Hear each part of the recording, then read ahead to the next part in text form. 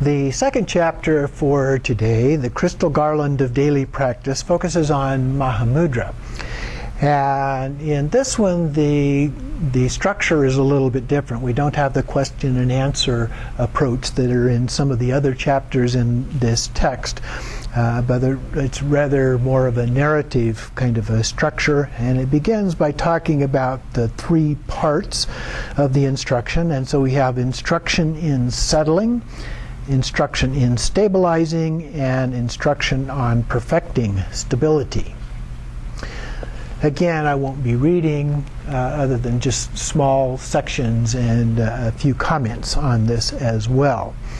And it begins then on page 42. Moreover, Nirmanakaya is when the multitude of thoughts are cleared. Sambhogakaya is to be unmoved from the state and to recognize that the wisdoms are complete. And Dharmakaya is the purity that is free from every type of thought construct. So then he gives some examples and metaphors here to help illustrate some of this. In the middle of the next page, 43, he talks about the four branches. To comprehend and realize each person's state of being as a branch of freeing his or her nature, understanding and perceive the various types of intellect as the branch of receiving instruction, apply without conflict with the general Dharma system as the branch trusting and not growing tired, and supplement incompleteness with statements from numerous masters as the branch of enchantment. So these are the things then we'll be going into a little bit more detail on. And so then he begins with sixfold distorted view and meditation to be discarded. Now this text includes quite a few lists of things. We won't go through all of those. But here in the sixfold list, the first is a view that lacks confidence, and then lacks method, lacks practice, lacks the signs of progress, lacks stability, lacks recognition. So these are some of the characteristics that are being addressed here. And then there are 6 sets of view and meditation with the confidence that comes with wisdom. So we have confidence of the natural state, the skillful means and vital points, experience and skills that we develop from that, signs of progress, and then stability that we have, and finally the fruition that is free of hope and fear. So now he begins going into a little bit more detail on some of these. First, the view, and he uses a simile of a vulture that must use its wings to climb until it has reached the vast expanse of sky, but upon reaching the open sky may soar without effort. Nice metaphor. So we recognize that things that we have perceived are our own mind as a part of this, and the mind is empty, and this emptiness never arises. As we saw in the last chapter, it is free from limitations, it is self-dissolving. And then, while this is being taught, the foremost student will experience the self-existing wakefulness and be liberated during the same lifetime. The average student will experience a realization as fresh, unbound, and natural, and be liberated through the meditation training. And then the lesser student must train using shamatha as a method for gaining realization and be liberated once realization has gradually arisen within his or her stream of being.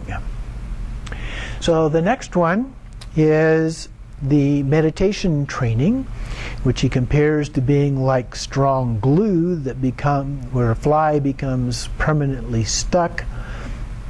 I could have used without the fly metaphor there, just the strong glue.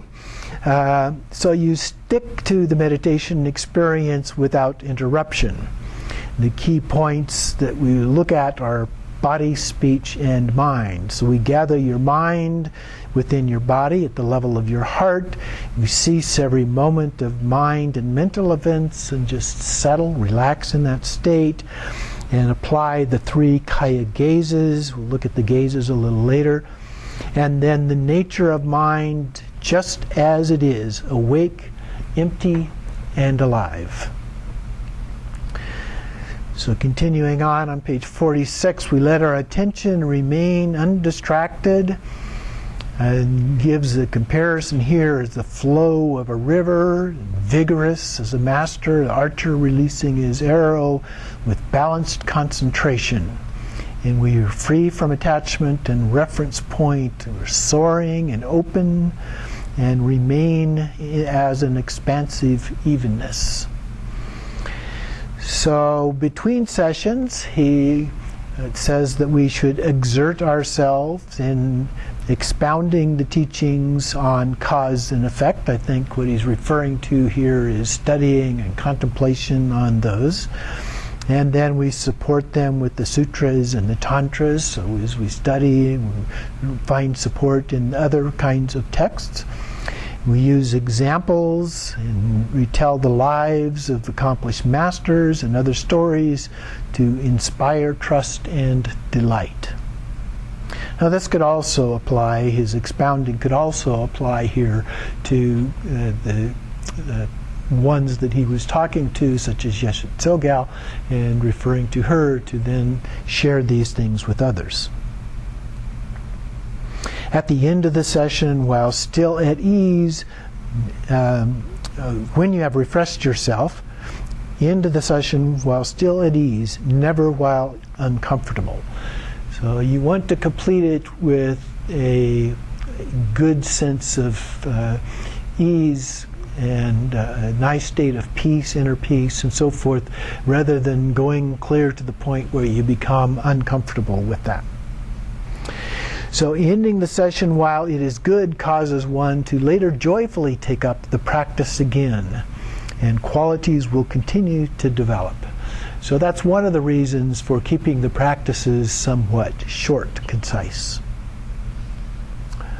If one errs, there is the third point, which includes remedies acquired from experience. And this includes the experience of various masters over time and experiences that we ourselves have in doing these practices.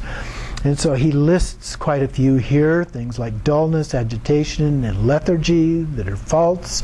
So it's important to recognize them immediately.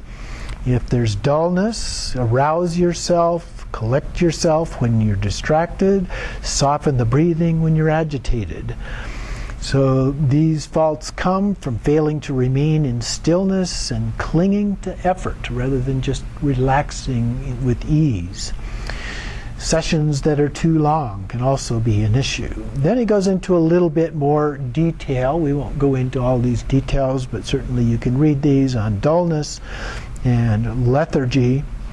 And then on page 48, he talks about the mindless state comes from stillness. Imagine that you are sitting naked at the top of a snow mountain in the middle of a fierce blizzard and keep your attention unwaveringly on that. Alternately, imagine that your 4 limbs have become a huge ocean and you find yourself perched on a bowstring of a bow floating on its surface. Or else imagine that you are suspended from a cord strung between 2 huge mountains. So these are not things that we normally think about, so we can focus our attention on those types of things without becoming as distracted. And he talks about 4 causes of distraction, many activities and tasks, being despised by enemies, loving friends, natural distraction with no specific focal point. So a variety of ways that we get distracted from our practice. But do not try to suppress these states of mind, he says. Instead, imagine thumb-sized spheres of light an arm's length away from your body, each of the 4 directions, so the 4 cardinal directions, so all around your body as a part of that, like tent ropes. You've ever set up a tent with ropes and you stretch the ropes out and have stakes, so it holds it out there, so it keeps us focused and in a state of semi-tension, not too much. We want to be at ease. The metaphor that I like is the one that the Buddha gave with the sitar player tuning the sitar. So if you turn the knob too tight, the string might break. If you turn it too loose, then it makes no sound. If you just get it right, then you're able to play the sitar and play the songs. So the middle way that is often part of the instructions of the Buddha. Alternately, he said we can keep attention unwaveringly on the center of a cubit-sized spinning wheel in front of us, or as the context of tracking down the mind, embark on the task of seeking the mind everywhere, inside, outside, and settle in the state of not finding. Or. There's a whole bunch of these that are listed then going on throughout these things. And then he gets to agitation down in the third paragraph of page 49 and lists some things here too. He talks about the mind being steadied by binding the lower part while practicing great bliss of the lower gate, which would be the completion stage practices involving Tsa Long. If you remain unclear after practicing any of these, it is a sign of lacking karmic readiness. So exert yourself gathering the accumulations. So here would be a reference to going back to some of the Nundo practices, such as doing Vajrasattva as a practice for purifying ourselves, or doing offerings and so forth. And down at the very bottom of the page, he says, at times go to a lofty meadow and gaze into space, letting your attention focus steadily on sight, sound, scent, taste, or texture, or the shape of someone who is friendly or hostile. When you finally become exhausted, you have the experience that is like a clear sky. So this relates to some of the practices that we have been advocating of nature meditation. Khenchen Lama talks a lot about nature meditation, going outside, even in your own backyard, but going to a park or going to the mountains or to the sea or whatever is close to you is a convenient place to do that. It can be a wonderful place to meditate and refresh yourself as a part of that.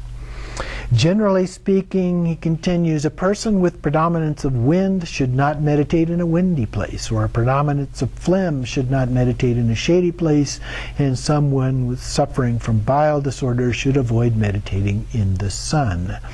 And then he continues on, talks again about Tumo and some of those things. And then on page 51, he gets to the fourth part here, the signs of progress. And so he uses first the metaphor for shamatha practice, which is, at first it is like a waterfall going down through steep mountains. Next is like flowing water through a riverbed, and finally a tranquil ocean. So this is a metaphor that's often used when we start off with lots of monkey mind and other things, but gradually as we progress in doing the practice, we get better. It becomes more and more calm until it reaches a state of equanimity as a part of that. And then he has a list of experiences of shamatha, different feelings that we might have, such as one does not have a body, the body is firm and unwavering, the body is being weighted down from above, or one is at ease without any pain at all, and so forth. So a variety of things which continues on to the next page. And then another list, when these occur, whether it is day or night, they are the experience of perfection in shamatha. And so the causes of shamatha are, and he gives a list of 4 things: the pure discipline, stabilizing with the development stage and building strength with recitation. This would be mantra recitation. And then defeating emotions and thoughts. And then finally, perfect attention. And so this overall then creates this sense of steadiness, a sense of peace as a part of this single-pointed, calm abiding.